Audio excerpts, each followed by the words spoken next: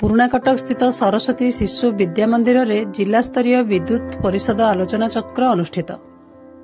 ଆଜି ସକାଳ 10:30 ସମୟରେ ପୁରୁଣାକଟକ ସ୍ଥିତ ସରସ୍ୱତୀ ବିଦ୍ୟା ମନ୍ଦିରଠାରେ ଜିଲ୍ଲାସ୍ତରୀୟ ବିଦ୍ୟୁତ୍ ପରିଷଦ ଆଲୋଚନା ଚକ୍ର ଅନୁଷ୍ଠିତ ହୋଇଯାଇଛି।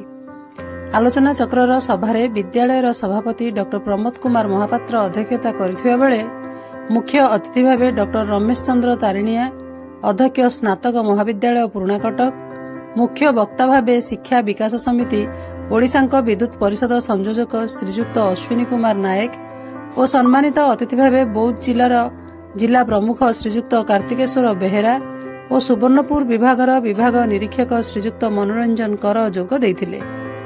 ବିଦ୍ୟୁତ୍ ପରିଷଦ କାର୍ଯ୍ୟଶାଳାର ମୁଖ୍ୟ ଆଲୋଚ୍ୟ ବିଷୟ ରାଷ୍ଟ୍ର ଜାଗରଣରେ ନାଗରିକର କର୍ତ୍ତବ୍ୟ ସମ୍ପର୍କରେ ବିଶଦ ଭାବରେ ଆଲୋଚନା କରାଯାଇଥିଲା। ଏଥିରେ ବୌଦ୍ଧ ଜିଲ୍ଲାର ଅନେକ ବୁଦ୍ଧିଜୀବୀ ଯୋଗଦାନ କରି ଆଲୋଚନାରେ ଅଂଶଗ୍ରହଣ କରିଥିବା ଦେଖିବାକୁ ମିଳିଥିଲା।